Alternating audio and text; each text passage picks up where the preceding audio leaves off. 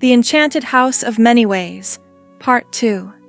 In which Charmain receives her anxious parent. When Charmain woke, she discovered that Waif had planted her vast head on the bed, across Charmain's legs. The rest of Waif was piled on the floor in a hairy white heap that filled most of the rest of the room. "So, you can't go smaller on your own," Charmain said. "I'll have to think of something." Waif's answer was a series of giant wheezings, after which she appeared to go to sleep again.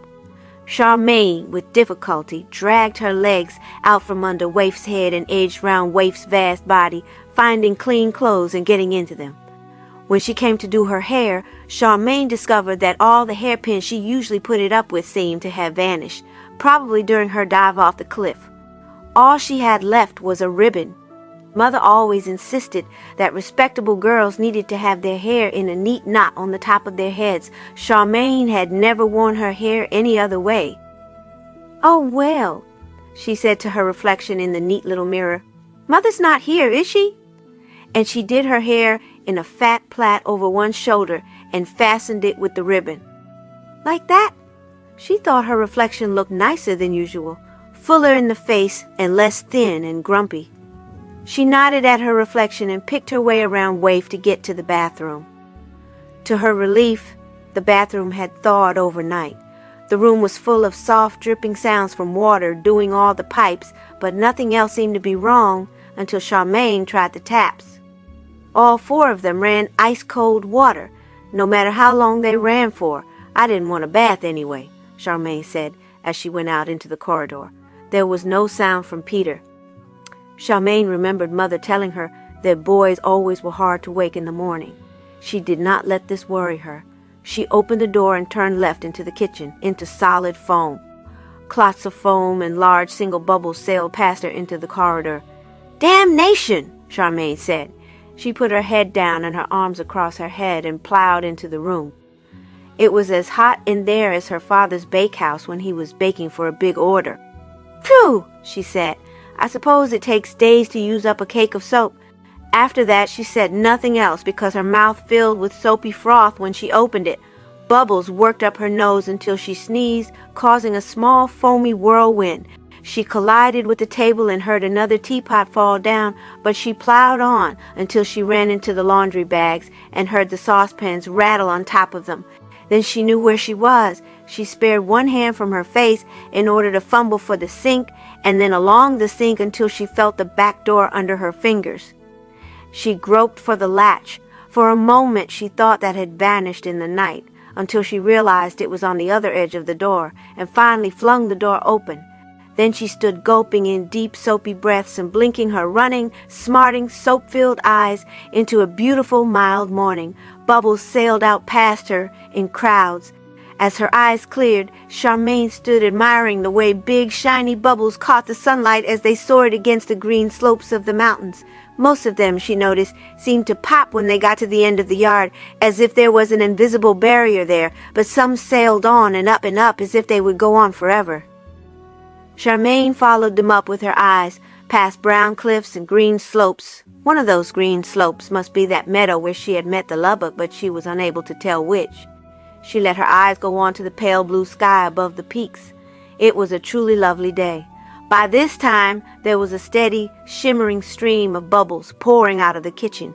When Charmain turned to look, the room was no longer solid foam, but there were still bubbles everywhere, and more piling out of the fireplace.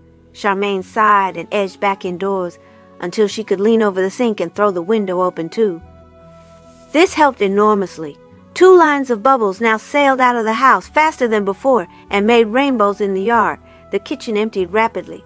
It was soon clear enough for Charmain to see that there were now 4 bags of laundry leaning beside the sink, in place of last night's 2. "Bother that!" Charmain said. "Great Uncle William, how do I get breakfast?" It was good to hear Great Uncle William's voice among the bubbles. "Just tap the side of the fireplace and say, 'Breakfast, please, my dear.'" Charmain rushed hungrily over there at once.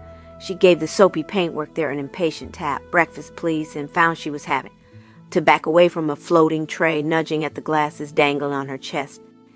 In the center of this tray was a sizzling plate of bacon and eggs, and crammed in around it were a coffee pot, a cup, a rack of toast, jam, buttermilk, a bowl of stewed plums, and cutlery in a starched napkin.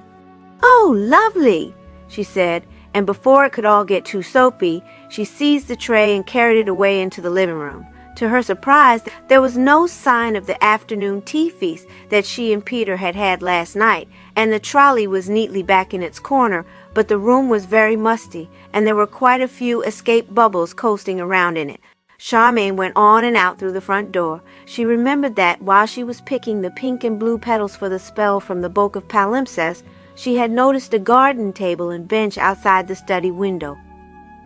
She carried the tray round the corner of the house to look for it. She found it in the place where the morning sun was strongest, and above it, over the pink and blue bush, the study window, even though there was no space in the house for the study to be. Magic is interesting, she thought as she set the tray on the table. Though the bushes around her were still dripping from the overnight rain, the bench and the table were dry. Charmain sat down and consumed the most enjoyable breakfast she had ever had, warm in the sun and feeling lazy, luxurious, and extremely grown up. The only thing missing is a chocolate croissant like Dad makes, she thought, sitting back to sip her coffee. I must tell Great Uncle William when he comes back.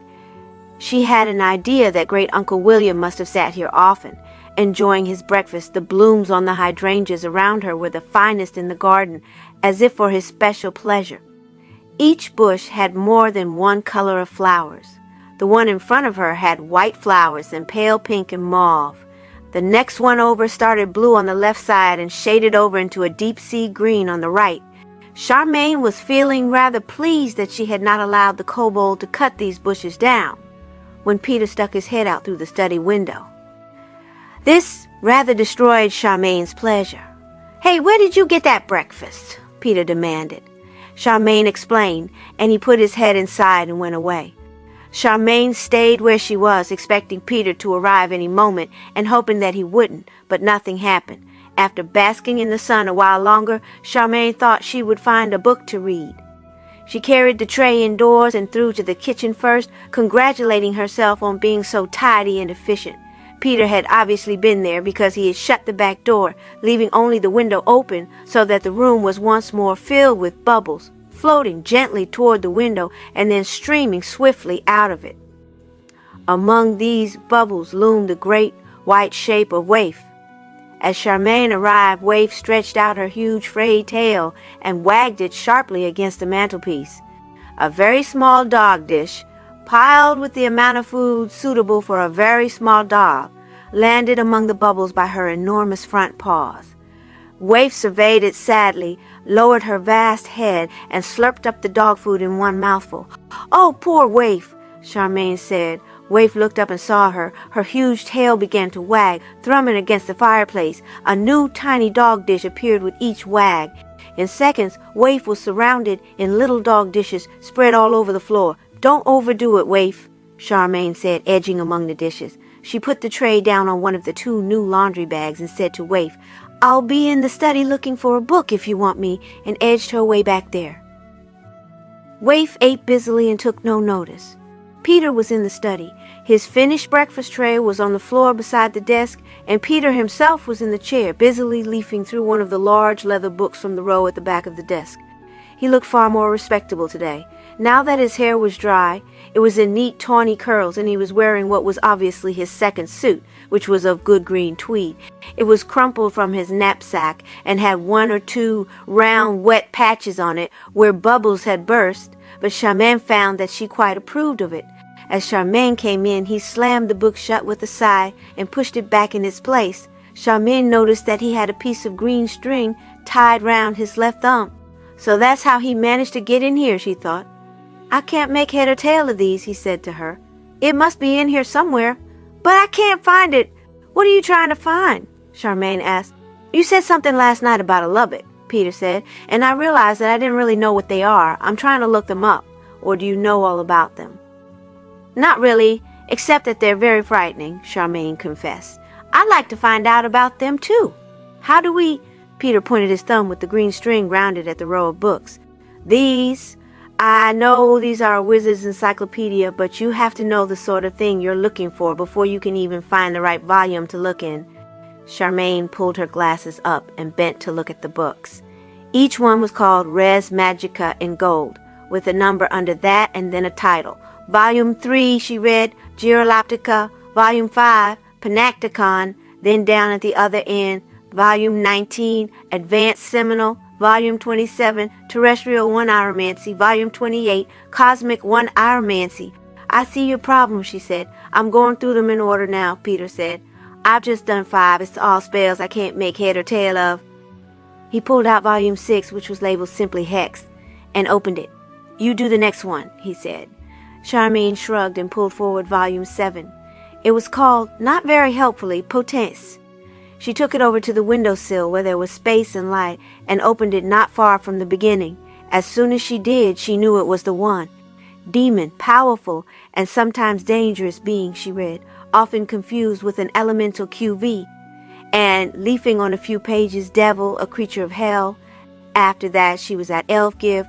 Contains powers gifted by elves, QV for the safety of a realm. And then, a wad of pages later, incubus, specialized devil QV, inimical mostly to women. She turned the pages over very slowly and carefully after that, and 20 pages on she found it, Lubbock. Got it, she said. Great. Peter slammed Hex shut. This one's nearly all diagrams. What does it say? He came and leaned on the windowsill beside Charmaine, and they both read the entry. Lubbock, a creature fortunately rare. A lubbock is a purple-hued insectile being of any size from grasshopper to larger than human. It is very dangerous, though nowadays luckily only to be encountered in wild or uninhabited areas. A lubbock will attack any human it sees, either with its pincer-like appendages or its formidable proboscis. For 10 months of the year, it will merely tear the human to pieces for food, but in the months of July and August it comes into its breeding season and is then especially dangerous. For in those months it will lie in wait for human travelers, and having caught one, it will lay its eggs in that human's body. The eggs hatch after 12 months, whereupon the first hatch will eat the rest, and this single new lubbock will then carve its way out of its human host. A male human will die. A female human will give birth in the normal fashion, and the offspring so born will be a lubbock in sea below. The human female then usually dies. My goodness, I had a narrow escape, Charmaine thought, and her eyes and Peter's scudded on to the next entry. Lubbocken, the offspring of a lubbock QV and a human female. These creatures normally have the appearance of a human child, except that they invariably have purple eyes. Some will have purple skin, and a few may even be born with vestigial wings. A midwife will destroy an obvious lubbocken on sight, but in many cases, lubbockens have been mistakenly reared as if they were human children. They are almost invariably evil, and since lubbockens can breed with humans, the evil nature does not disappear until several generations have passed. It is rumored that many of the inhabitants of remote areas such as High Norland and Montalbino owe their origins to a lubbocken ancestor. It was hard to describe the effect of reading this on both Charmaine and Peter. They both wished they had not read it.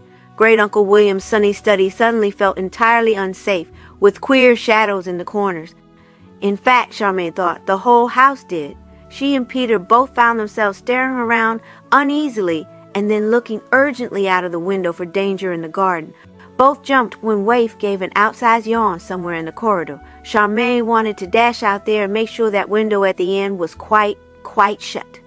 But first she had to look at Peter very, very carefully for any signs of purple in him. He said he came from Montalbino after all. Peter had gone very white. This showed up quite a few freckles across his nose, but they were pale orange freckles, and the meager new hairs that grew on his chin were sort of orange too.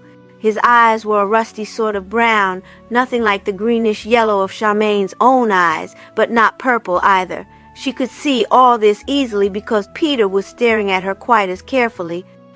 Her face felt cold. She could tell it had gone as white as Peter's. Finally, they both spoke at once. Charmaine said, "You're from Montalbino. Is your family purple?" Peter said, "You met a lubbock. Did it lay any eggs in you?" Charmaine said, "No." Peter said, "My mother's called the Witch of Montalbino, but she's from High Norland, really, and she is not purple. Tell me about this lubbock you met." Charmain explained how she had climbed out of the window and arrived in the mountain pasture where the lubbock lurked inside the blue flower, and... "But did it touch you?" Peter interrupted. "No, because I fell off the cliff before it could," Charmain said. "Fell off the..." "Then why aren't you dead?" Peter demanded. He backed away from her slightly, as if he thought she might be some kind of zombie. "I worked a spell," Charmain told him, rather airily because she was so proud of having worked real magic. "A flying spell." "Really?" said Peter, half eager, half suspicious. "What flying spell? Where?" "Out of a book in here," Charmain said. "And when I fell, I started to float and came down quite safely in the garden path. There's no need to look so disbelieving. There was a kobold called Rollo in the garden when I came down. Ask him if you don't believe me." "I will," Peter said. "What was this book?" "Show me." Charmain tossed her plait haughtily across her shoulder and went over to the desk. The book of palimpsests seemed to be trying to hide. It was certainly not where she had left it. Perhaps Peter had moved it. She found it in the end, squeezed in among the raw of res magica, pretending to be another volume of the encyclopedia. "There," she said, banging it down on top of Hex. "And how dare you doubt my word? Now I'm going to find a book to read." She marched to one of the bookshelves and began picking out likely titles.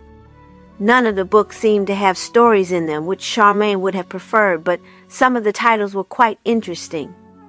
What about the Thaumaturge as artist, for instance, or Memoirs of an Exorcist?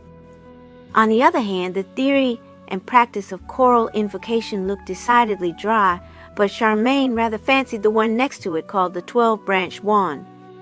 Peter, meanwhile, sat himself down at the desk and leafed eagerly through the book of palimpsests. Charmain was just discovering that the thaumaturge's artist was full of off-putting sayings like, "Thus our happy little magician can bring a sweet fairy-like music to our ears," when Peter said irritably, "There's no spell for flying in here. I've looked right through." "Perhaps I used it up," Charmain suggested vaguely. She took a look inside the 12-branch wand and found it a very promising read. "Spells don't work like that," Peter said. "Where did you find it, really?" "In there." "I told you," Charmain said, "and if you can't believe a word I say, why do you keep asking me?" She dropped her glasses off her nose, snapped the book shut, and carried a whole pile of likely volumes out into the corridor where she slammed the study door on Peter and marched off backward and forward through the bathroom door until she reached the living room. There, in spite of the mustiness, she decided to stay. After that entry in Res Magica, outside in the sun did not seem safe anymore. She thought of the lubbock looming above the hydrangeas and sat herself firmly down on the sofa instead. She was deep in the 12-branch wand and even beginning to understand what it was about when there was a sharp rapping at the front door. Charmain thought, just as she usually did, someone else can answer that, and read on. The door opened with an impatient rattle. Aunt Sempronia's voice said, "Of course she's all right, Berenice. She just has her nose in a book, as usual." Charmain tore herself out of the book and snatched off her glasses in time to see her mother following Aunt Sempronia into the house. Aunt Sempronia, as usual, was most impressively clothed in stiff silk. Mrs. Baker was at her most respectable in gray, with shining white collar and cuffs, and wore her most respectable gray hat. "How lucky I put on clean clothes this..." Charmain was beginning to think, when it dawned on her that the rest of the house was simply not fit for either of these two ladies to see. Not only was the kitchen full of dirty human dishes and dirty dog dishes, bubbles, laundry, and a vast white dog, but Peter was sitting in the study. Mother would probably only find the kitchen, and that was bad enough. But Aunt Sempronia was pretty certainly a witch, and she would find the study and come across Peter. Then Mother would want to know what an unknown boy was doing here. And when Peter was explained, Mother would say that in that case Peter could look after Great Uncle William's house for him, and Charmain must do the respectable thing and come home at once. Aunt Sempronia would agree, and off home Charmain would be forced to go, and there would be an end to peace and freedom. Charmain jumped to her feet and smiled terrifically, so broadly and welcomingly that she thought she might have sprained her face. "Oh, hallo," she said. "I didn't hear the door." "You never do," said Aunt Sempronia. Mrs. Baker peered at Charmain, full of anxiety. "Are you all right, my love?" Quite all right. Why haven't you put your hair up properly? I like it like this, Charmain said, shuffling across so that she was between the two ladies in the kitchen door. Don't you think it suits me, Aunt Sempronia? Aunt Sempronia leaned on her parasol and looked at her judiciously. Yes, she said, it does. It makes you look younger and plumper. Is that how you want to look? Yes, it is, Charmain said defiantly. Mrs. Baker sighed.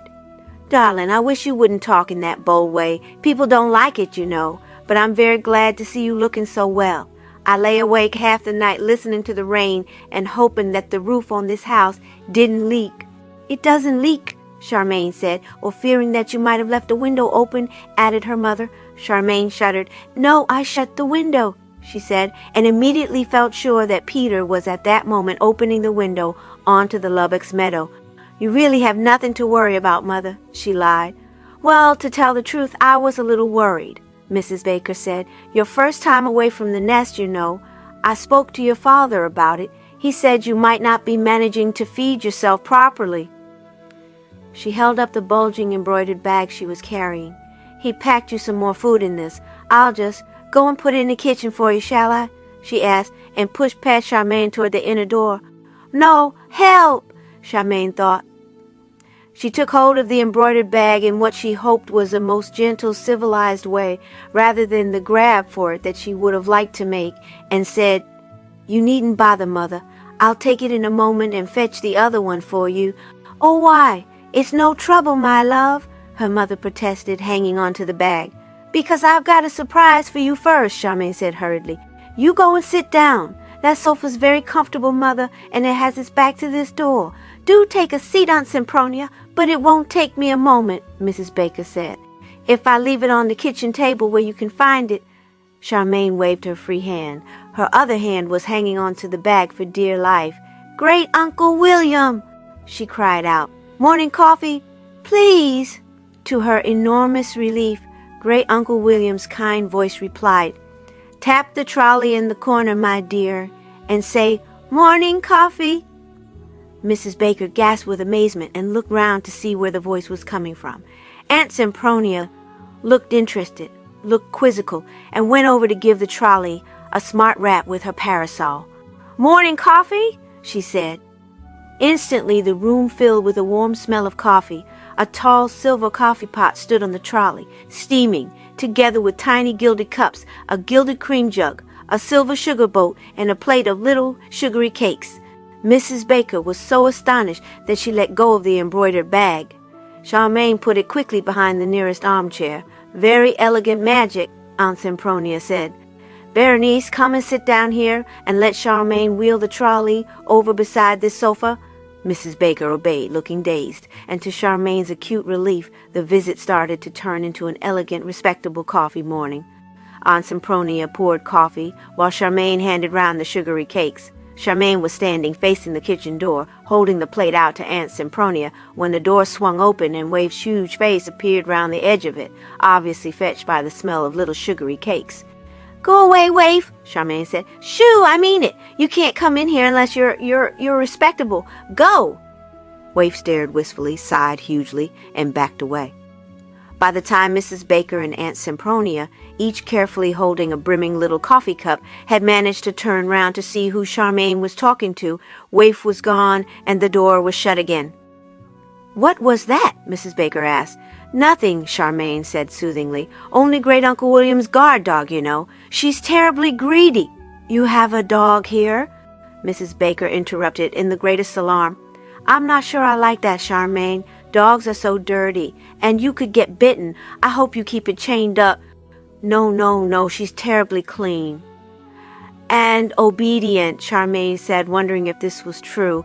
It's just that she overeats. Great Uncle William tries to keep her on a diet, so of course she was after one of these cakes. The kitchen door opened again. This time it was Peter's face that came round the edge of it, with a look on it that suggested that Peter had something urgent to say. The look turned to horror as he took in Aunt Sempronia's finery and Mrs. Baker's respectability. Here she is again, Charmain said, rather desperately. Waif, go away. Peter took the hint and vanished. Just before Aunt Sempronia could turn round again and see him, Mrs. Baker looked more alarmed than ever. You worry too much, Berenice, Aunt Sempronia said. "I admit that dogs are smelly and dirty and noisy, but there's nothing to beat a good guard dog for keeping a house safe. You should be glad that Charmaine has one." "I suppose so," Mrs. Baker agreed, sounding wholly unconvinced. But didn't you tell me this house is protected by your great-uncle's wizardly arts?" Yes, it is," Charmaine said eagerly. "The place is doubly safe." "Of course it is," said Aunt Sempronia. "I believe that nothing can get in here that hasn't been invited over the threshold." As if to prove Aunt Sempronia completely wrong there, a kobold suddenly appeared on the floor beside the trolley. "Now, look here," he said, small and blue and aggressive. Mrs. Baker gave a shriek and clutched her coffee cup to her bosom. Aunt Sempronia drew her skirts back from him in a stately way. The kobold stared at them, clearly puzzled, and then looked at Charmaine. He was not the garden kobold. His nose was bigger, his blue clothing was of finer cloth, and he looked as if he was used to giving orders. "Are you an important kobold?" Charmaine asked him. "Well," the kobold said, rather taken aback you could say that. "I'm chieftain in these parts, name of Timmins. I'm leading this deputation, and we're all pretty annoyed. And now we're told that the wizard isn't here or won't see us or—" Charmaine could see he was working himself into a rage. She said quickly, "That's true. He's not here. He's ill. The elves have taken him away to cure him, and I'm looking after his house while he's away." The kobold hunched his eyes over his great blue nose and glowered at her. "Are you telling the truth? I seem to have spent all day being told I'm lying." Charmaine thought angrily. "It is the exact truth," Aunt Sempronia said. "William Norland is not here at present, so will you be so kind as to take yourself off, my good kobold. You are frightening poor Mrs. Baker." The kobold glowered at her and then at Mrs. Baker. "Then," he said to Charmaine, "I don't see any chance of this dispute being settled, ever." And he was gone as suddenly as he had come. "Oh, my goodness," Mrs. Baker gasped, holding her chest. "So little, so blue. How did it get in? Don't let it run up your skirt, Charmaine." "It was only a kobold," Aunt Sempronia said. "Pull yourself together, Berenice. Kobolds, as a rule, do not get on with humans, so I have no idea what it was doing here. But I suppose Great-Uncle William must have had some sort of dealings with the creatures. There's no accounting for wizards. And I've spilled coffee," Mrs. Baker wailed, mopping at her skirt. Charmaine took the little cup and soothingly filled it with coffee again. "Have another cake, Mother," she said, holding the plate out. "Great-Uncle William has a kobold to do the gardening, and that one was angry too when I met him." "What was the gardener doing in the living room?" Mrs. Baker demanded. As often happened, Charmaine began to despair of getting her mother to understand. "She's not stupid, she just never lets her mind out," she thought. That was a different kobold, she began. The kitchen door opened and Waif trotted in. She was the right size again. That meant that she was, if anything, smaller than the kobold, and very pleased with herself for shrinking. She trotted jauntily across to Charmaine and raised her nose wistfully toward the cake plate. "Honestly, Waif," Charmaine said, "when I think how much you ate for breakfast—" "Is that the guard dog?" Mrs. Baker quavered. "If it is," Aunt Sempronia opined, "it would come off second best against a mouse. How much did you say it ate for breakfast?" "About 50 dog dishes full," Charmaine said without thinking. "50," said her mother. "I was exaggerating," Charmaine said. Waif, seeing them all looking at her, sat up into begging position with her paws under her chin. She contrived to look enchanting. It was the way she managed to make one ragged ear flop that did it, Charmaine decided. "Oh, what a sweet little doggie," Mrs. Baker cried out. "Is oo hungry then?" She gave Waif the rest of the cake she was eating. Waif took it politely, ate it in one gulp, and continued to beg. Mrs. Baker gave her a whole cake from the plate. This caused Waif to beg more soulfully than ever. "I'm disgusted," Charmaine told Waif. Aunt Sempronia graciously handed a cake over to Waif, too. "I must say," she said to Charmaine, "with this great hound to guard you, no one need fear for your safety, although you might go rather hungry yourself." "She's good at barking," Charmaine said, "and there's no need to be sarcastic, Aunt Sempronia. I know she isn't a guard dog." But Charmaine had no sooner thought this than she realized that Waif was guarding her. She had taken Mother's attention completely away from kobolds or the kitchen or any dangers to Charmaine herself, and she had contrived to reduce herself to the right size to do it. Charmaine found herself so grateful that she gave Waif a cake as well. Waif thanked her very charmingly by nosing her hand, and then turned her expectant attention to Mrs. Baker again. "Oh, she is so sweet," Mrs. Baker sighed, and rewarded Waif with a fifth cake. "She'll burst," Charmaine thought, Nevertheless, thanks to Waif, the rest of the visit went off most peacefully until right at the end when the ladies got up to go. Mrs. Baker said, "Oh, I nearly forgot," and felt in her pocket. "This letter came for you, darling." She held out to Charmain a long, stiff envelope with a red wax seal on the back of it. It was addressed to Mistress Charmain Baker in elegant, quavery writing.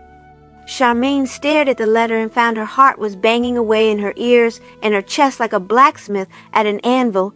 Her eyes went fuzzy. Her hand shook as she took the letter.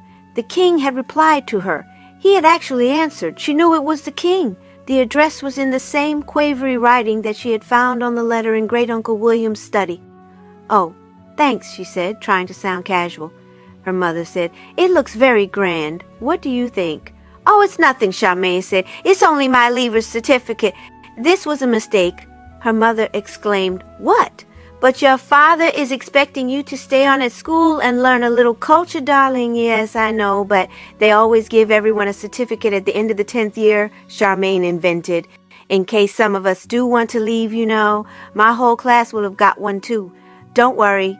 In spite of this explanation, which Charmain considered quite brilliant, Mrs. Baker did worry. She might have made a very great fuss had not Waif suddenly sprung up onto her hind legs and walked at Mrs. Baker with her front paws most appealingly tucked under her chin again. "Oh, you sweetheart!" Mrs. Baker exclaimed. "Charmain, if your great-uncle lets you bring this darling little dog home with you when he's better, I shan't mind a bit. I really shan't." Charmain was able to stuff the king's letter into her waistband and kiss her mother, and then Aunt Sempronia goodbye without either of them mentioning it again. She waved them happily off down the path between the hydrangeas and shut the front door behind them with a gasp of relief. "Thank you, Waif," she said. "You clever dog." She leaned against the front door and started to open the king's letter, though I know in advance he's bound to say no, she told herself, shivering with excitement. I would say no if it was me. Before she had the envelope more than half open, the other door was flung open by Peter. "Have they gone?" he said. "At last? I need your help. I'm being mobbed by angry kobolds in here." Chapter 6, which concerns the color blue. Charmain sighed and stuffed the king's letter into her pocket. She did not feel like sharing whatever it said with Peter. "Why?" she said. "Why are they angry?" "Come and see," Peter said. "It all sounds ridiculous to me. I told them that you were in charge, and they had to wait until you had finished being polite to those witches." "Witches?" said Charmain. "One of them was my mother." "Well, my mother's a witch," Peter said, "and you only had to look at the proud one in silk to see that she was a witch. Do come on." He held the door open for Charmain, and she went through, thinking that Peter was probably right about Aunt Sempronia. No one in the Baker's respectable house ever mentioned witchcraft, but Charmain had thought that Aunt Sempronia was a witch for years without ever putting it to herself so baldly. She forgot about Aunt Sempronia as soon as she entered the kitchen. There were kobolds everywhere. Little blue men with different shapes of large blue noses were standing anywhere there was a space on the floor that was not full of dog dishes or spilled tea. They were on the table between teapots and in the sink balanced on dirty dishes. There were little blue women, too, mostly perched on the laundry bags. The women were distinguished by their smaller, gentler noses and their rather stylish, flounced blue skirts. "I'd like a skirt like that," Charmain thought. "Only larger, of course." There were so many kobolds that it took Charmain a moment to notice that the bubbles from the fireplace were nearly gone. All the kobolds raised a shrill shout as Charmain came in. "We seem to have got the whole tribe," Peter said. Charmain thought he was probably right. "Very well," she said above the yelling. "I'm here. What's the problem?" The answer was such a storm of yelling that Charmain put her hands over her ears. "That'll do," she shouted. "How can I understand a word you say when you all scream at once?" She recognized the kobold who had appeared in the living room, standing on a chair with at least 6 others. His nose was a very memorable shape. "You tell me, what was your name again?" He gave her a curt little bow.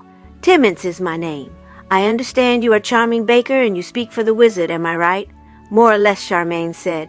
There did not seem to be much point in arguing about her name. Besides, she rather liked being called Charming. "I told you the wizard's ill. He's gone away to get cured." "So you say," Timmins answered. "Are you sure he hasn't run away?" This produced such yells and jeers from all over the kitchen that Charmain had to shout again to get heard. "Be quiet. Of course he hasn't run away. I was here when he went. He was very unwell, and the elves had to carry him. He would have died if the elves hadn't taken him. In the near silence that followed this, Timon said sulkily, "If you say so, we believe you, of course. Our quarrel is with the wizard, but maybe you can settle it. And I tell you we don't like it. It's indecent." "What is?" Charmain asked. Timon squeezed his eyes up and glowered over his nose. "You are not to laugh. The wizard laughed when I complained to him." "I promised not to laugh," Charmain said. "So what is it?" "We were very angry," Timon said. "Our ladies refused to wash his dishes for him, and we took away his taps so that he couldn't wash them himself. But all he did was smile and say he hadn't the strength to argue." "Well, he was ill," Charmain said. "You know that now. So what is it about?" "This garden of his," Timon said. "The complaint came first from Rollo, but I came and took a look, and Rollo was quite right. The wizard was growing bushes with blue flowers, which is the correct and reasonable color for flowers to be, but by his magic he had made half the same bushes pink, and some of them were even green or white, which is disgusting and incorrect." Here Peter was unable to contain himself. "But hydrangeas are like that," he burst out. "I've explained it to you. Any gardener could tell you. If you don't put the bluing powder under the whole bush, some of the flowers are going to be pink.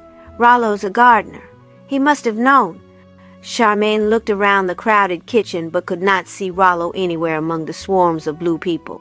"He probably only told you," she said, "because he likes to chop things down. I bet he kept asking the wizard if he could chop the bushes down, and the wizard said no. He asked me last night." At this, Rollo popped up from beside a dog dish, almost at Charmain's feet. She recognized him mostly by his grating little voice when he shouted, "And so I did ask her, and she sits there in the path, having just floated down from the sky, cool as you please, and tells me I only wants to enjoy myself. As bad as the wizard she is." Charmain glared down at him. "You're just a destructive little beast," she said. "What you're doing is making trouble because you can't get your own way." Rollo flung out an arm. "Hear her? Hear that? Who's wrong here, her or me?" A dreadful shrill clamor arose from all over the kitchen. Timon shouted for silence, and when the clamor had died into muttering, he said to Charmain, "So, will you now give permission for these disgraceful bushes to be lopped down?" "No, I will not," Charmain told him. "They're great Uncle William's bushes, and I'm supposed to look after all his things for him. And Rollo is just making trouble," Timon said, squeezing his glower at her. "Is that your last word?" "Yes," said Charmain. "It is." Then Timon said, "You're on your own. No kobold is going to do a hand's turn for you from now on." And they were all gone. Just like that, the blue crowd vanished from among teapots and dog dishes and dirty crockery, leaving a little wind stirring the last few bubbles about and the fire now burning brightly in the grate. "That was stupid of you," Peter said. "What do you mean?" Charmain asked indignantly. "You're the one who said those bushes were supposed to be like that, and you could see Rollo had got them all stirred up on purpose. I couldn't let Great Uncle William come home to find his garden all chopped down, could I?" "Yes, but you could have been more tactful," Peter insisted. "I was expecting you to say we'd put down a bluing spell to make all the flowers blue, or something." "Yes, but Rollo would still have wanted to cut them all down," Charmain said. "He told me I was a spoiled sport last night for not letting him." "You could have made them see what he was like," Peter said, "instead of making them all even angrier. At least I didn't laugh at them like Great Uncle William did," Charmain retorted. "He made them angry, not me." "And look where that got him," Peter said. "They took away his taps and left all his dishes dirty. So now we've got to wash them all without even any hot water in the bathroom." Charmain flounced down into the chair and began again to open the king's letter.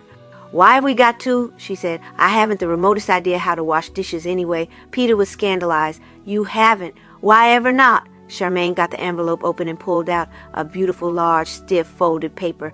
"My mother brought me up to be respectable," she said. "She never let me near the scullery or the kitchen either." "I don't believe this," Peter said. "Why is it respectable not to know how to do things? Is it respectable to light a fire with a bar of soap?" "That," Charmain said haughtily, "was an accident. Please be quiet and let me read my letter." She pulled her glasses up onto her nose and unfolded the stiff paper. "Dear Mistress Baker," she read. "Well, I'm going to get on and try," Peter said. I'm blowed if I'm going to be bullied by a crowd of little blue people, and I should think you had enough pride to help me do it." "Shut up," said Charmain, and concentrated on her letter. "Dear Mistress Baker, how kind of you to offer us your services. In the normal way, we would find the assistance of our daughter, the Princess Hilda, sufficient for our need, but it so happens that the princess is about to receive important visitors and is obliged to forego her work in the library for the duration of the visit. We therefore gratefully accept your kind offer on a temporary basis. If you would be so good as to present yourself at the Royal Mansion this coming Wednesday morning at around 10:30, we shall be happy to receive you in our library and instruct you in our work. Your obliged and grateful Adolphus Rex Norlandi Alti." Charmain's heart banged and bumped as she read the letter. And it was not until she reached the end of it that she realized that the amazing, unlikely, unbelievable thing had happened. The king had agreed to let her help him in the royal library. Tears came into her eyes. She was not sure why, and she had to whisk her glasses off. Her heart hammered with joy, then with alarm. Was today Wednesday? Had she missed her chance? She had been hearing, without attending, Peter crashing saucepans about and kicking dog dishes aside as he went to the inner door. Now she heard him come back again. "What day is it today?" she asked him. Peter set the large saucepan he was carrying down, hissing, on the fire. "I'll tell you if you tell me where he keeps his soap," he said. "Bother you?" said Charmain. "It's in the pantry in a bag labeled something like Canonitis. Now what day is it?" "Cloths," said Peter. "Tell me where cloths are first. Did you know there are 2 new bags of laundry in this pantry now?" "I don't know where cloths are," Charmain said. "What day is it?" "Cloths first," said Peter. "He doesn't answer me when I ask." "He didn't know you were coming," Charmain said. "Is it Wednesday yet?"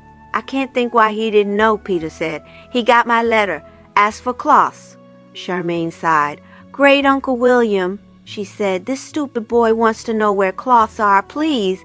The kindly voice replied, "Do you know, my dear, I nearly forgot cloths. They're in the table drawer." "It's Tuesday," Peter said, pouncing on the drawer and dragging it open almost into Charmain's stomach. He said as he fetched out wads of toweling and dishcloths, "I know it must be Tuesday because I set off from home on Saturday and it took me 3 days to walk here." "Satisfied?" "Thank you," Charmain said. "Very kind of you. Then I'm afraid I'll have to go into town tomorrow. I may be gone all day. Then isn't it lucky that I'm here to look after the place for you?" Peter said. "Where are you skiving off to?" "The king," Charmain said with great dignity, "has asked me to go and help him. Read this, if you don't believe me."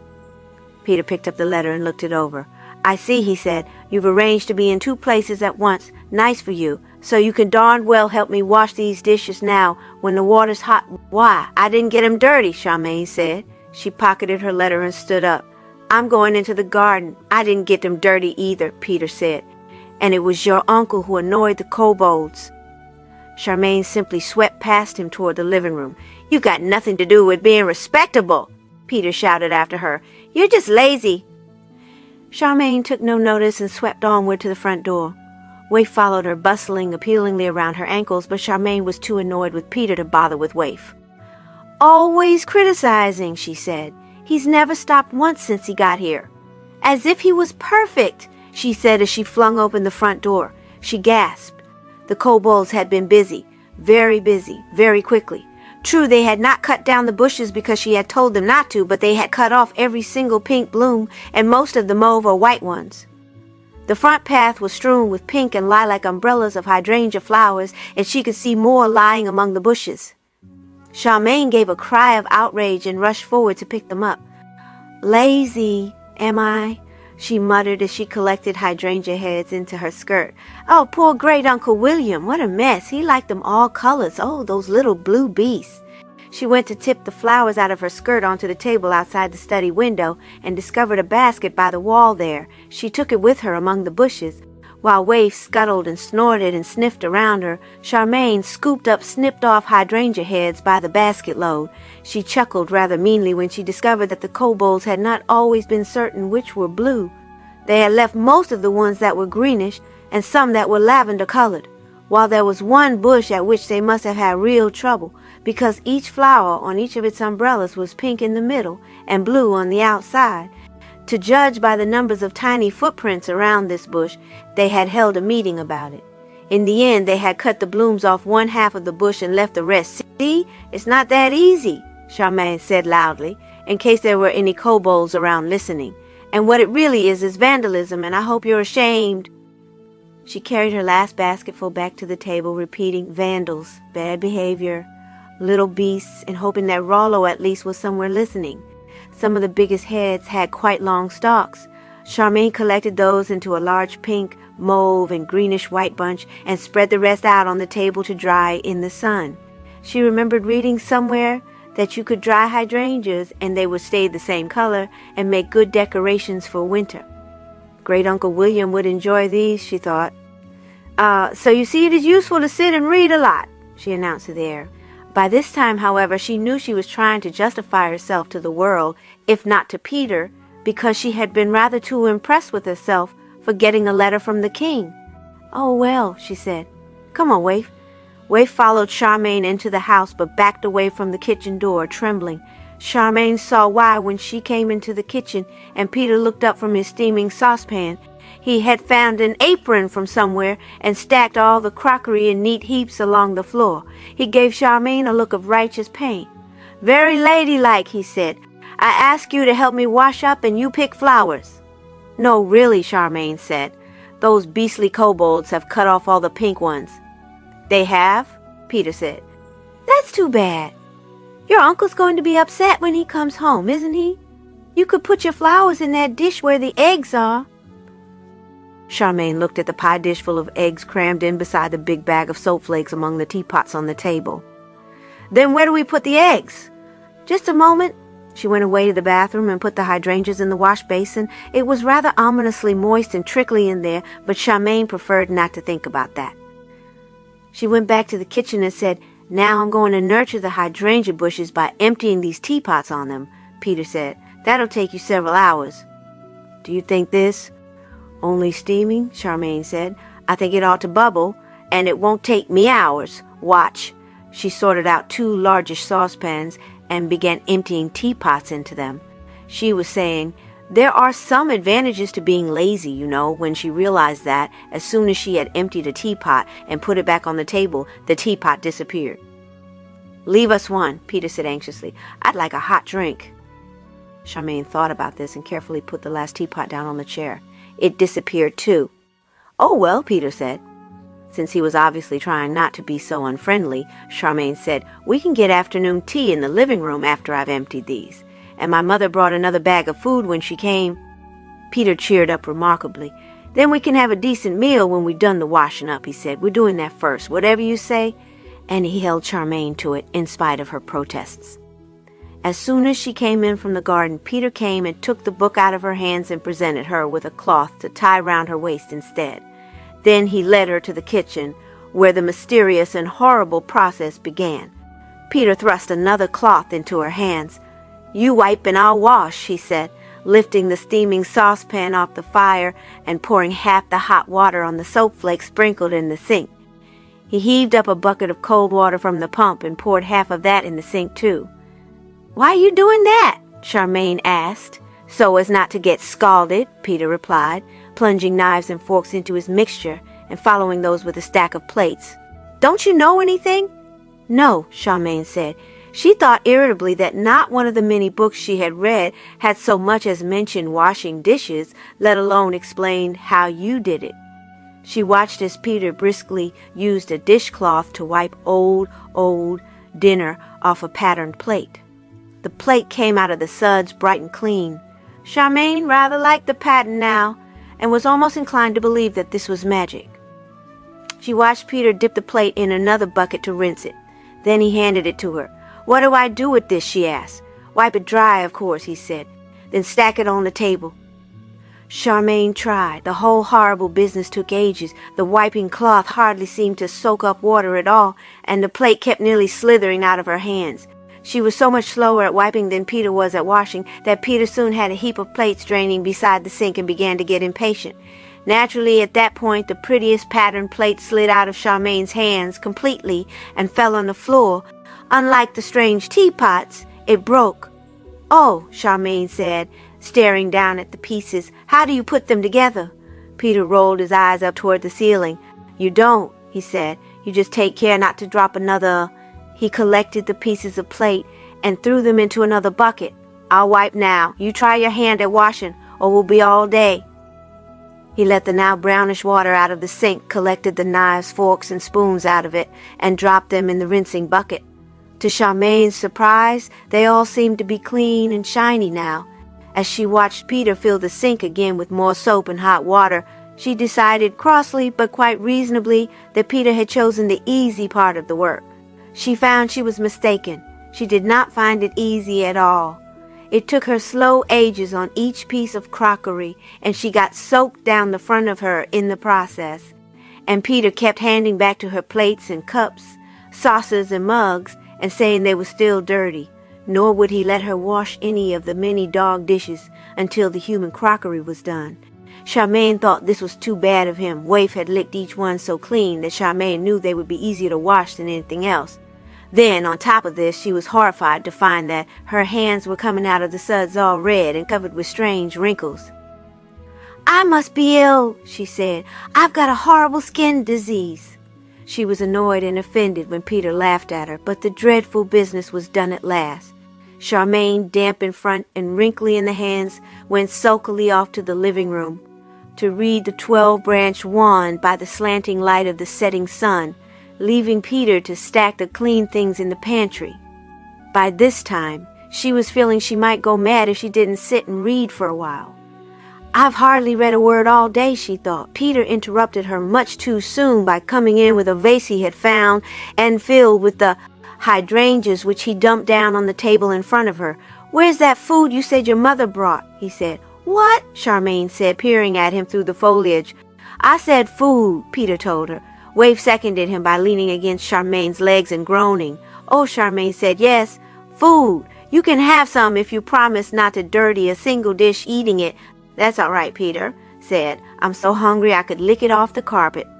So Charmain reluctantly stopped reading and dragged the bag of food out from behind the armchair, and they all three ate large numbers of Mr. Baker's beautiful pasties, followed by afternoon tea twice from the trolley.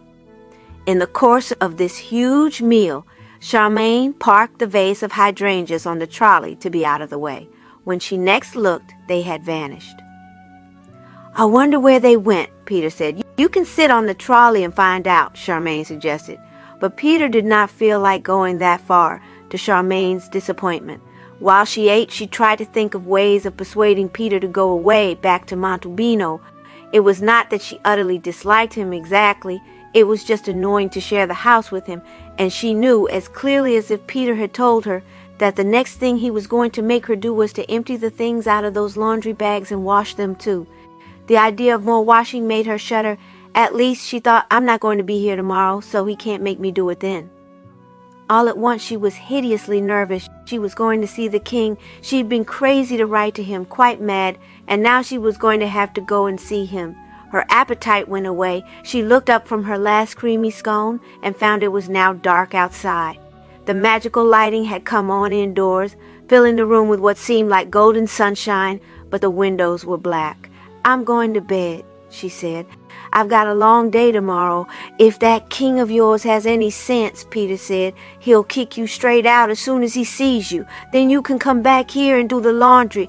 Since both these things were exactly what Charmain was afraid of, she did not answer. She simply picked up Memoirs of an Exorcist for some light reading, marched to the door with it, and turned left to where the bedrooms were.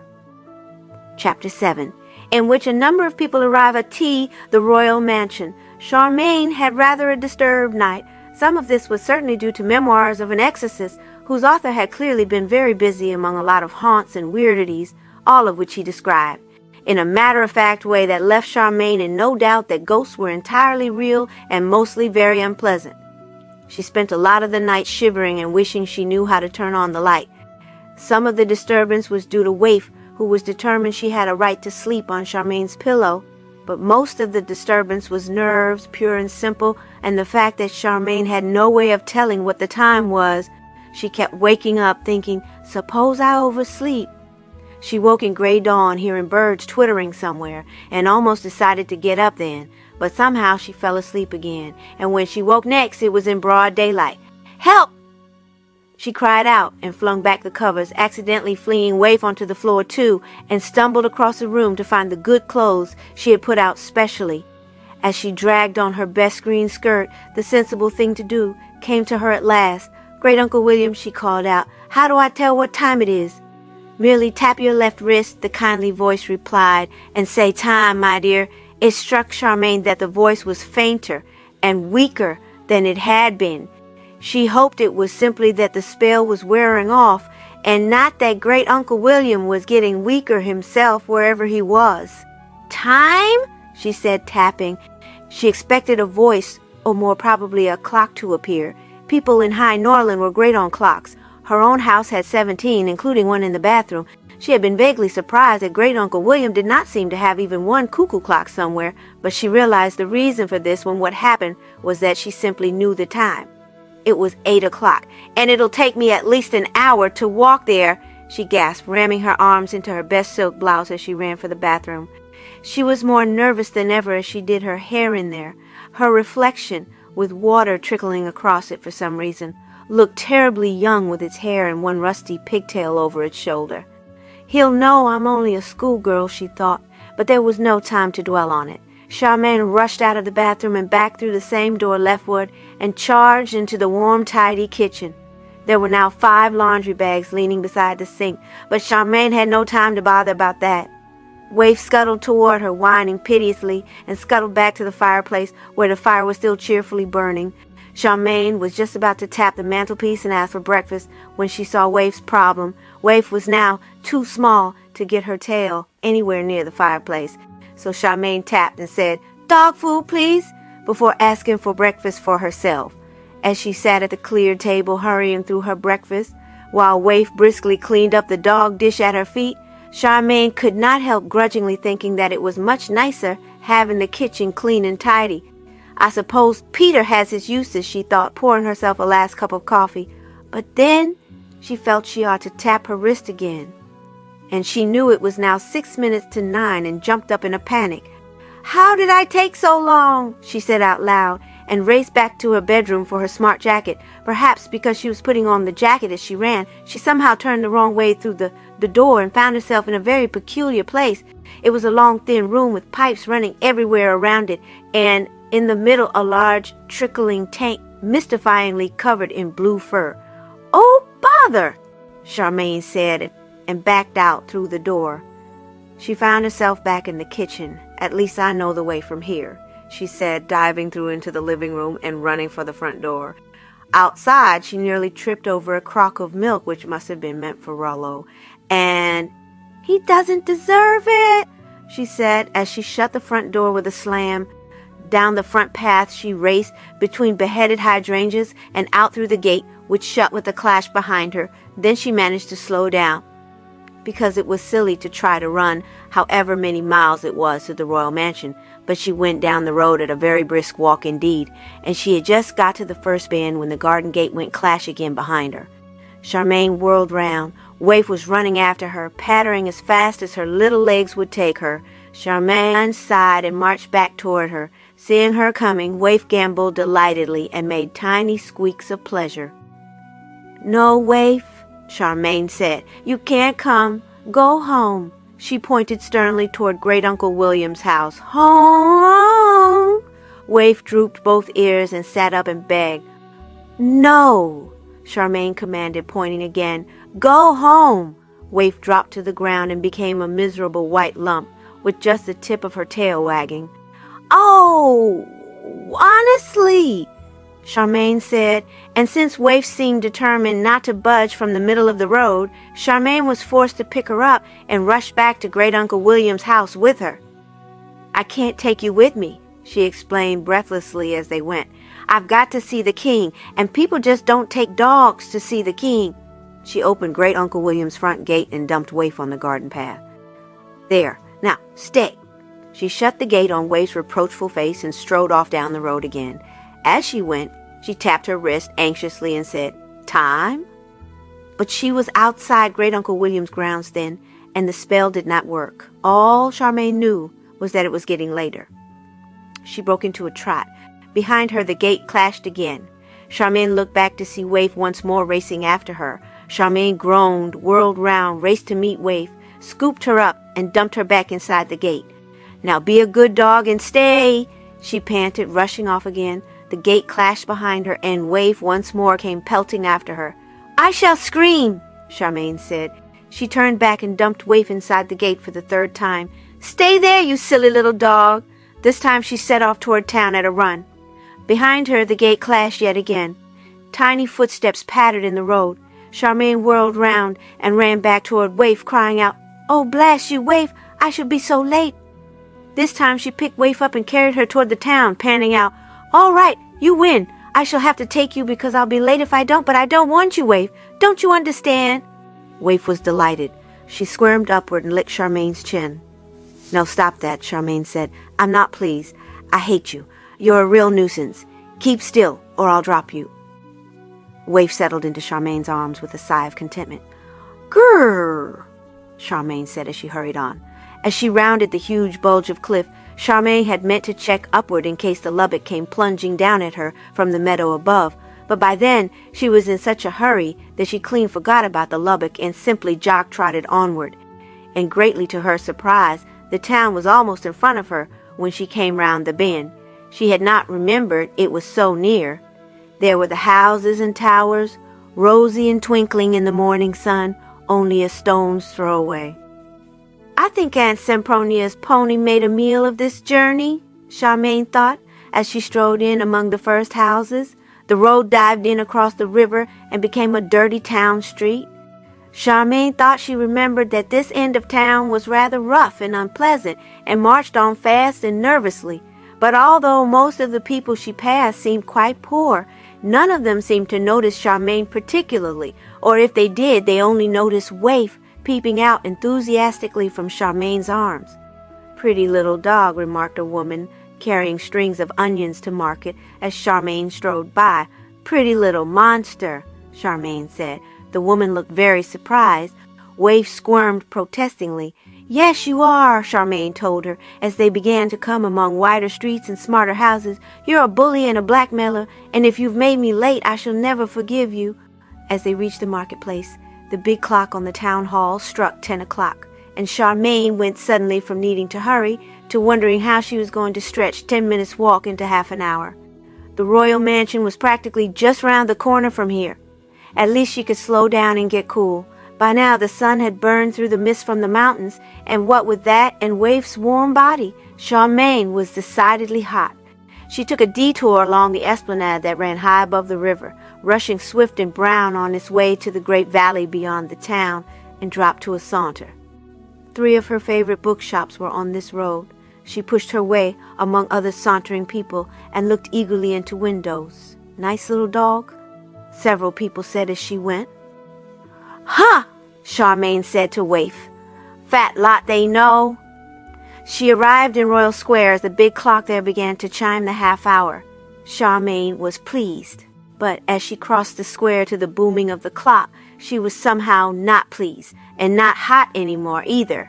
She was cold and small and insignificant. She knew she had been stupid to come. She was a fool.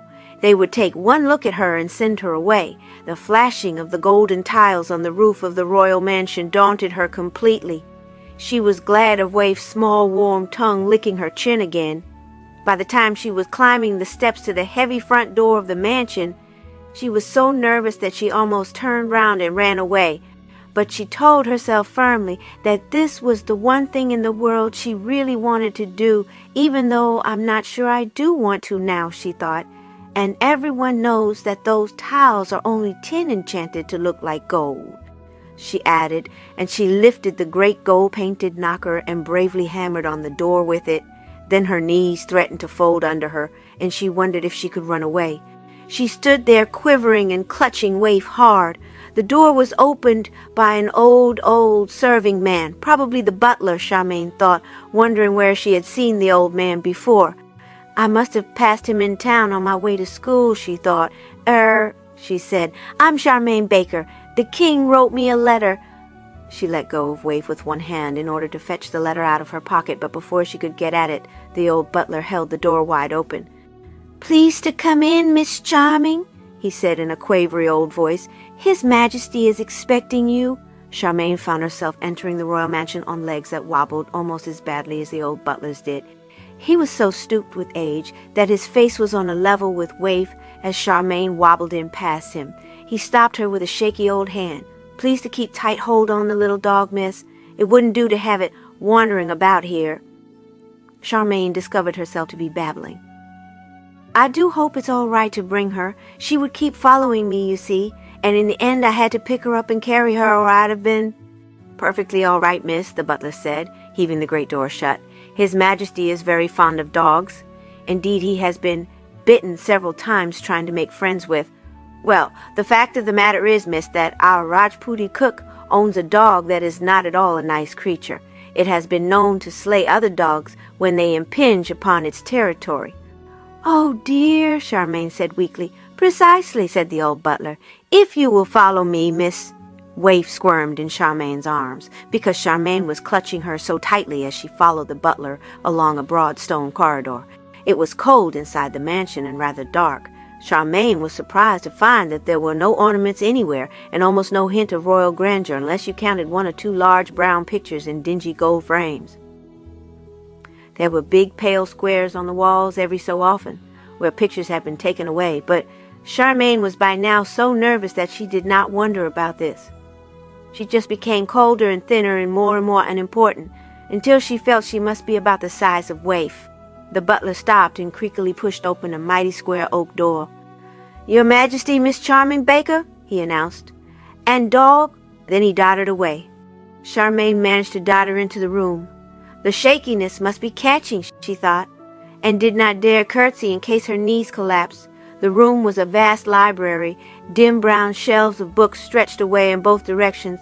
The smell of old book, which Charmain normally loved, was almost overpowering. Straight in front of her was a great oak table, piled high with more books and stacks of old yellow papers and some newer, whiter paper at the near end.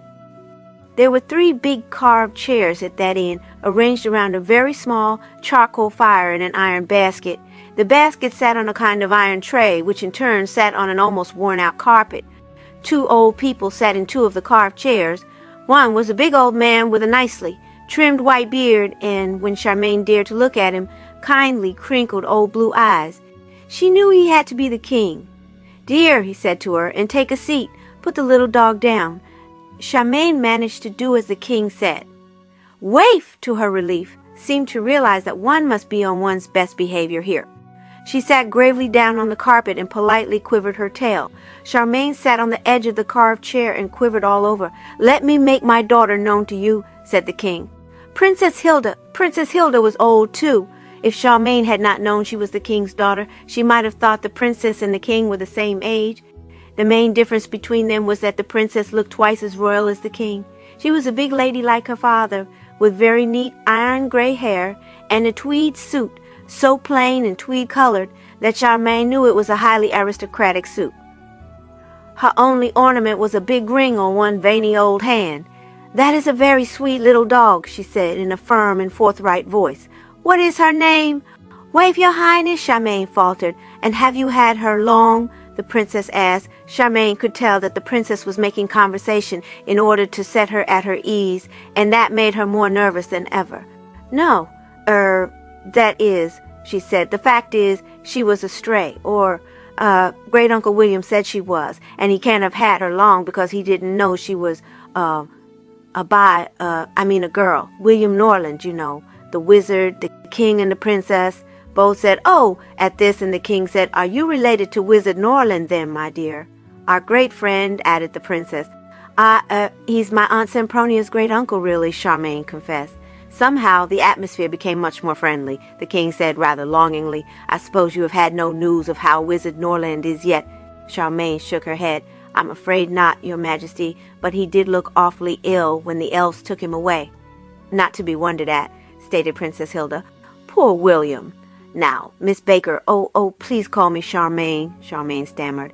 Very well, the princess agreed, but we must get down to business now, child, because I shall have to leave you soon to attend to my first guest.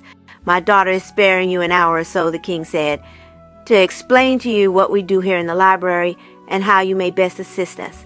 This is because we gathered from your handwriting that you were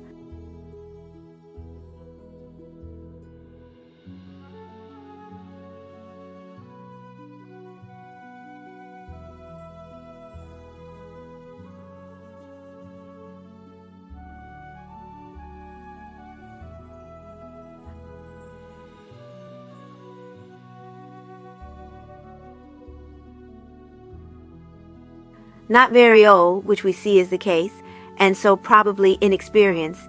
He gave Charmain the most enchanting smile. We really are most grateful to you for your offer of help, my dear. No one has ever considered that we might need assistance before. Charmain felt her face filling with heat. She knew she was blushing horribly. My pleasure, she managed to mutter. Pull your chair over to the table, Princess Hilda interrupted, and we'll get down to work. As Charmain got up and dragged the heavy chair over, the king said courteously, We hope you may not be too hot in here with a brazier beside you.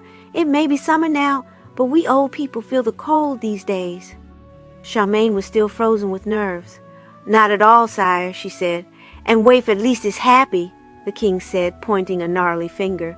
Waif had rolled over onto her back with all four paws in the air and was basking in the heat from the brazier. She seemed far happier than Charmain was. To work, father, the princess said severely. She fetched up the glasses hanging from a chain round her neck and planted them on her aristocratic nose. The king fetched up a pair of pince-nez. Charmain fetched up her own glasses. If she had not been so nervous, she would have wanted to giggle at the way they all had to do this. Now, said the princess, we have in this library books, papers, and parchment scrolls. After a lifetime of labor, father and I have managed to list roughly half the books by name and author's name and assigned each a number, together with a brief account of what is in each book. Father will continue doing this while you make yourself responsible for my main task, which is to catalog papers and scrolls. I have barely made a start there, I'm afraid. Here is my list. She opened a large folder full of sheets of paper, covered in elegant spidery writing, and spread a row of them in front of Charmain. As you see, I have several main headings, family letters, household accounts, historic writings, and so on. Your task is to go through each pile of paper and decide exactly what every sheet contains. You then write a description of it under the appropriate heading, after which you put the paper carefully in one of these labeled boxes here. Is this clear so far? Charmain, leaning forward to look at the beautifully written list, was afraid that she seemed awfully stupid.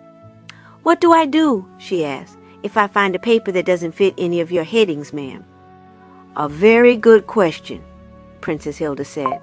We are hoping that you will find a great many things that do not fit.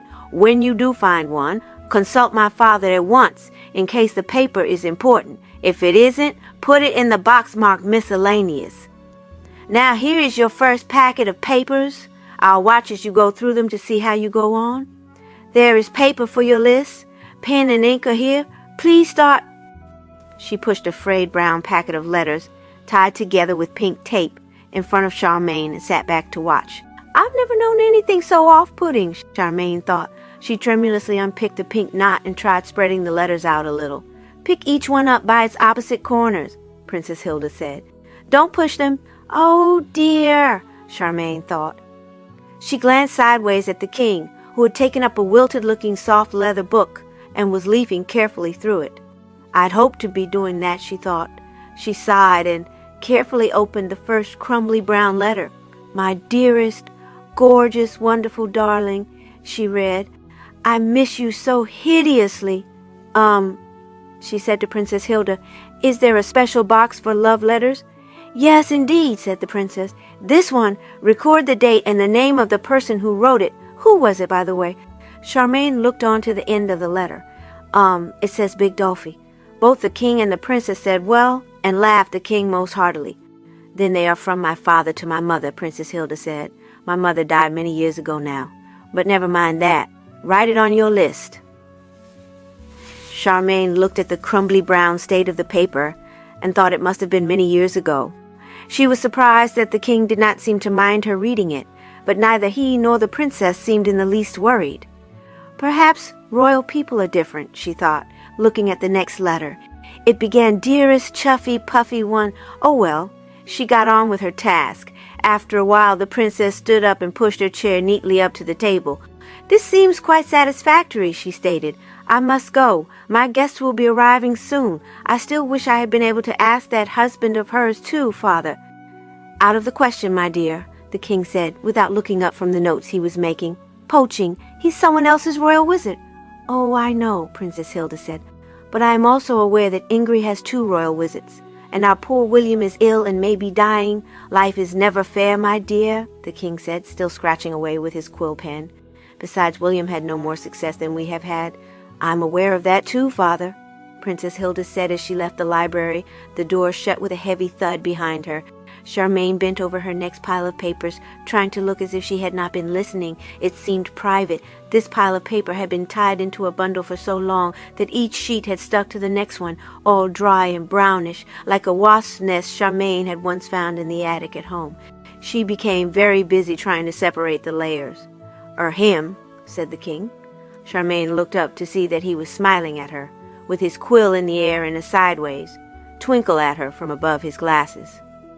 "I see you are a very discreet young lady," he said, "and you must have gathered from our talk just now that we, and your great-uncle with us, are searching for some very important things. My daughter's headings will give you some clue what to look out for. Your key words will be treasury, revenues, gold, and elf gift. If you find a mention of any of these, my dear, please tell me at once."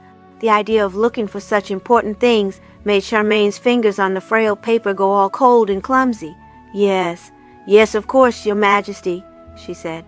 Rather to her relief, that packet of papers was nothing but lists of goods and their prices, all of which seemed surprisingly low. "To 10 pounds of wax candles at 2 pennies a pound, 20 pence, she read. Well, it did seem to date from 200 years ago. "To 6 ounces of finest saffron, 30 pence, to 9 logs of fragrant apple wood for the scenting of the chief chambers, 1 farthing, and so on. The next page was full of things like to 40 ells of linen drapes, 44 shillings. Charmain made careful notes, put those pages in the box labeled household accounts, and peeled up the next sheet. "Oh," she said. The next sheet said, "To Wizard Melicott, for the enchanting of 100 square feet of tin tilings, to give the appearance of a golden roof, 200 guineas. "What is it, my dear?" the king asked, putting his finger on his place in his book. Charmain read the ancient bill out to him. He chuckled and shook his head a little. "So it was definitely done by magic, was it?" he said. "I must confess I had always hoped it would turn out to be real gold, hadn't you?" "Yes, but it looks like gold anyway," Charmain said consolingly.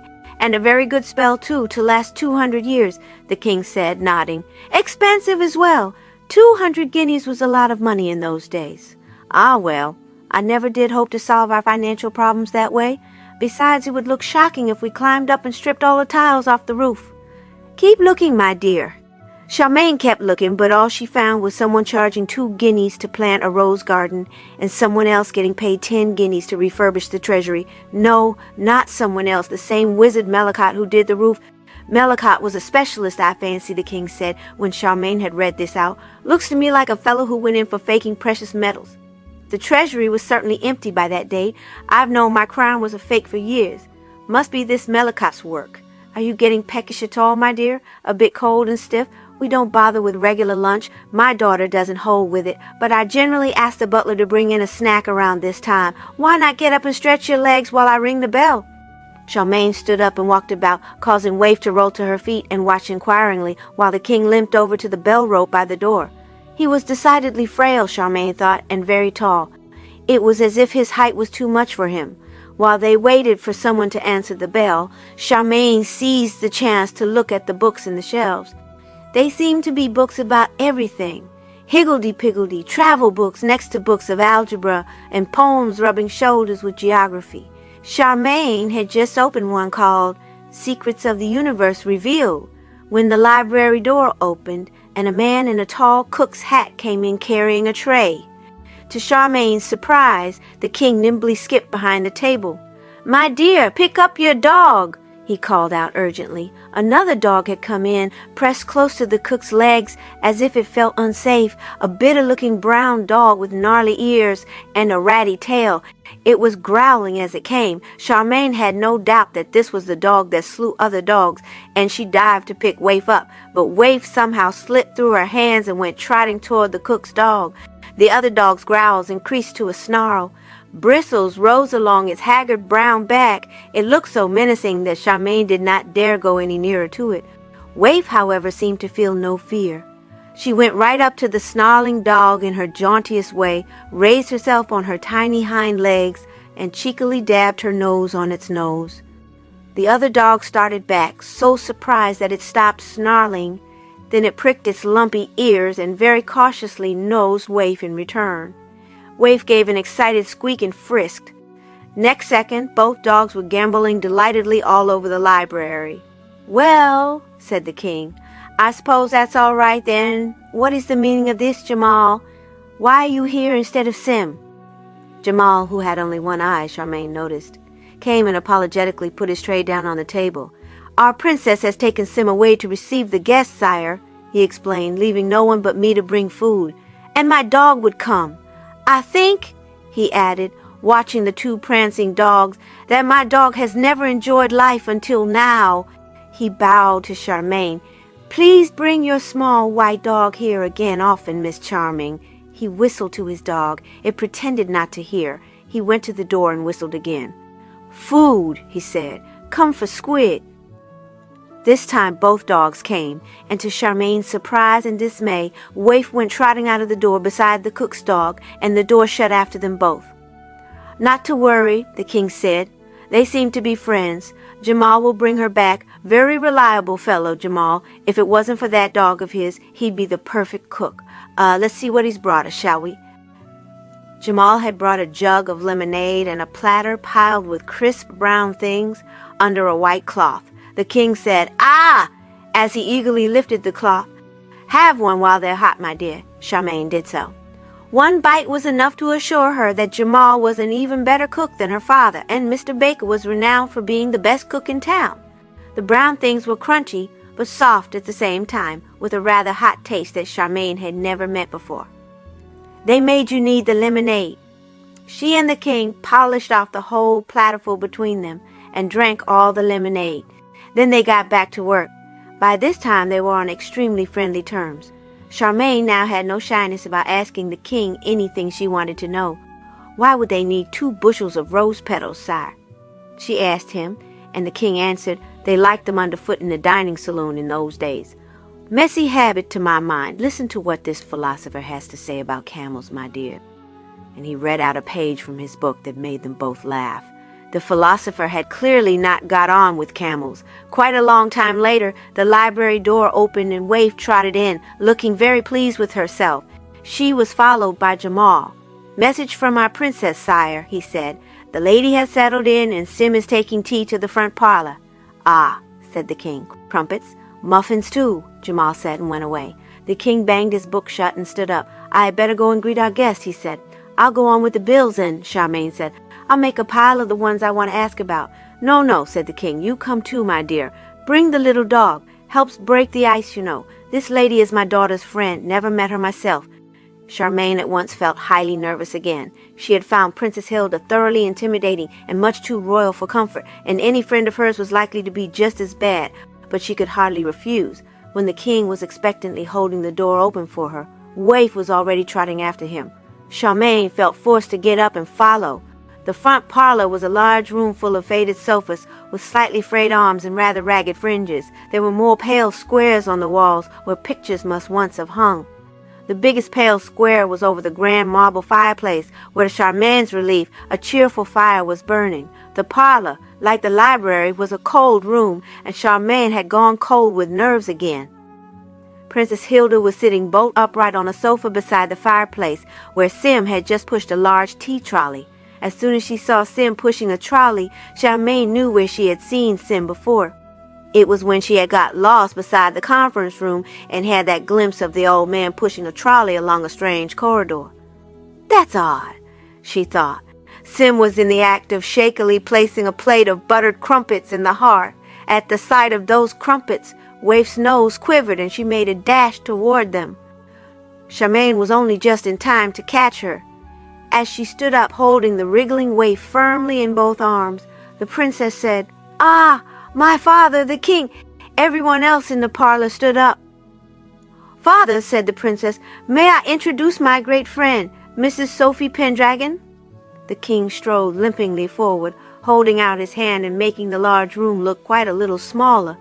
Charmain had not realized before quite how large he was, quite as tall as those elves, she thought. "Mrs. Pendragon," he said, "delighted to meet you. Any friend of our daughters is a friend of ours." Mrs. Pendragon surprised Charmain. She was quite young, younger than the princess by a long way, and modishly dressed in a peacock blue that set off her red gold hair and blue-green eyes to perfection. "She's lovely," Charmain thought rather enviously. Mrs. Pendragon dropped the king a little curtsy as they shook hands and said, "I'm here to do my best, sire. More I can't say." Quite right," the king replied. "Please be seated again, everyone, and let's have some tea." Everyone sat down, and a polite, courteous hum of conversation began, while Sim darted around giving out cups of tea. Charmain felt a complete outsider. Feeling sure that she should not be here, she sat herself in the corner of the most distant sofa and tried to work out who the other people were. Waif, meanwhile, sat sedately on the sofa beside Charmain, looking demure. Her eyes keenly followed the gentleman who was handing round the crumpets. This gentleman was so quiet and colorless that Charmain forgot what he looked like as soon as she took her eyes off him and had to look at him again to remind herself. The other gentleman, the one whose mouth looked closed even when he was talking, she gathered was the king's chancellor. He seemed to have a lot of secretive things to say to Mrs. Pendragon, who kept nodding and then blinking a bit, as if what the chancellor said surprised her.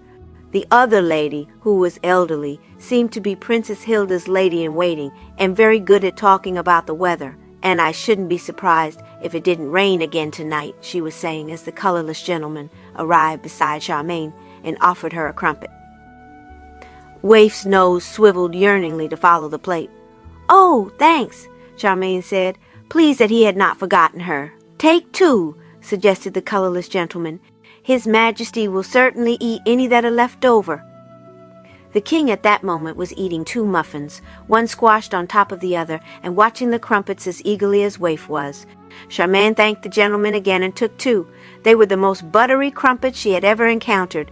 Waif's nose swiveled to dab gently against Charmain's hand. All right, Charmain muttered, trying to break off a piece without dripping butter on the sofa. Butter ran down her fingers and threatened to trickle up her sleeves.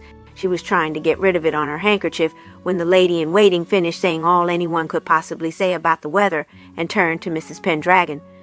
"Princess Hilda tells me you have a charming little boy," she said. "Yes.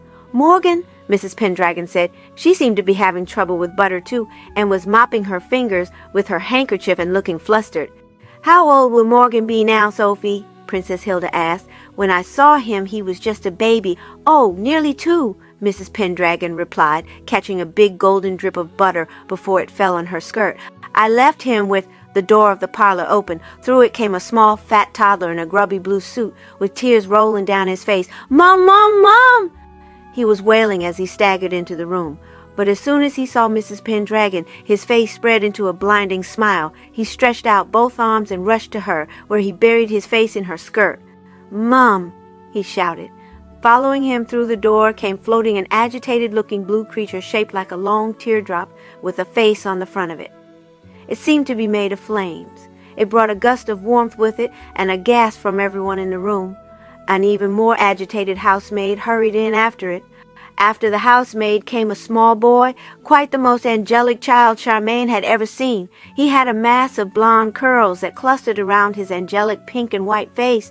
His eyes were big and blue and bashful. His exquisite little chin rested on a frill of white lace, and the rest of his graceful little body was clothed in a pale blue velvet suit with big silver buttons.